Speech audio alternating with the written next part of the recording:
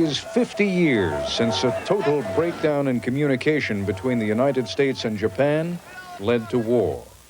Even now, after 50 years of an evolving and often close relationship between our two countries, there are still significant differences, still a failure to communicate. Tonight, the first of two special broadcasts on the U.S. and Japan, Pearl Harbor plus 50.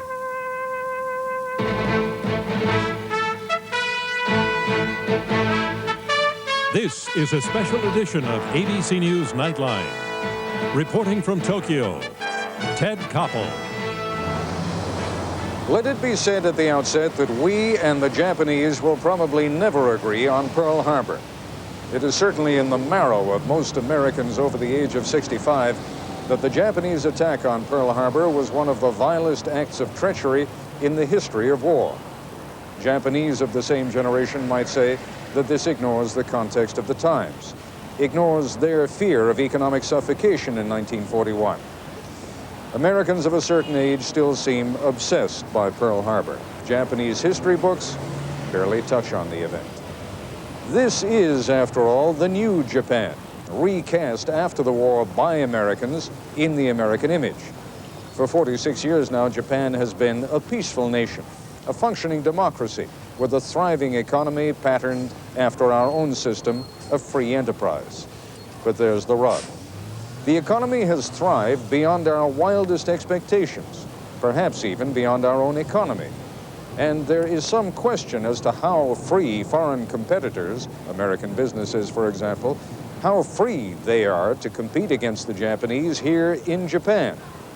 Once again, in other words, although the climate is very different from 1941, once again, Japan and the United States are talking past one another, getting on one another's nerves.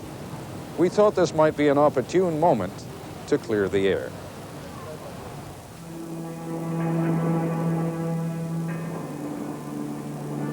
The Japanese have been dreading this anniversary. When we asked Hiroteru Haruyama if we could watch the ABC NHK documentary on Pearl Harbor with him and his family and a few neighbors, he agreed, although he said if we had not asked, he might not have watched the program at all. The attack on Pearl Harbor evokes a mixture of emotions among Japanese of Dr. Haruyama's generation. They have neither spoken nor dwelt much on the event over the past 50 years. But they watched, silently, respectfully. And at times, they clearly felt the pain. And there were these three sailors, and they had written on the bulkhead where they actually lived until the 23rd of December before they finally died. And there was the last bodies that was removed off of the West Virginia. These are educated, upper-middle-class people for whom the memory of Hiroshima and Nagasaki loom far larger than the event which Franklin Roosevelt indelibly branded on American memories as a date that will live in infamy.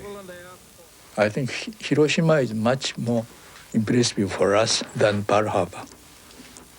I was quite frightened that in the United States, the people are thinking remembering so deeply still now.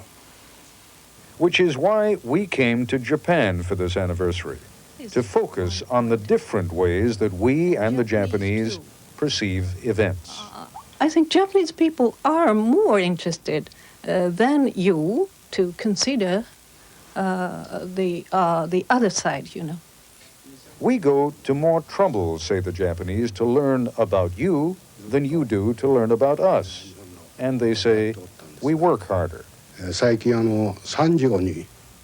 man told us of his son's experience, working in San Diego for a Japanese company engaged in a joint venture with an American company. The factory has both American and Southeast Asian workers.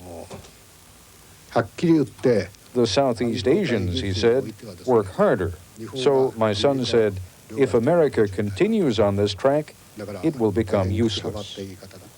What about the charge, I asked, that it's very difficult for American products to penetrate the Japanese market? Could anyone think, for example, of any American products that they like to buy here in Japan? There was an embarrassed silence. Then this woman said that she likes American T-shirts. I like American tobacco, said this man. No cigarette, but tobacco. I have a Westinghouse garbage disposal, this man volunteered.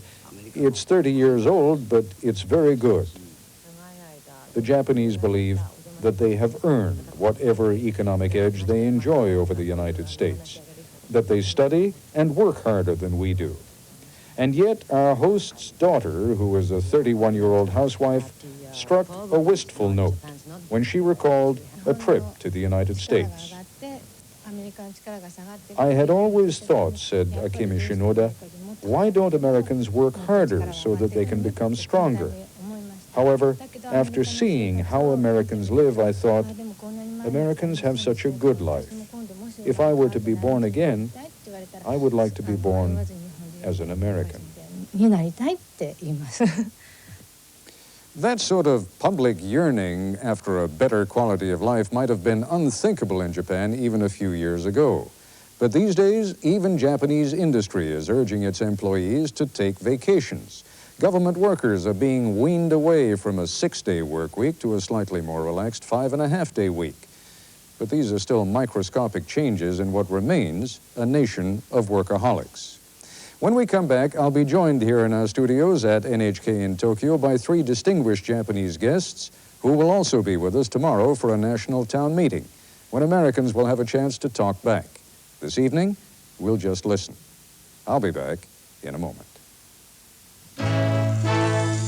This is ABC News Nightline, brought to you by Ford Motor Company.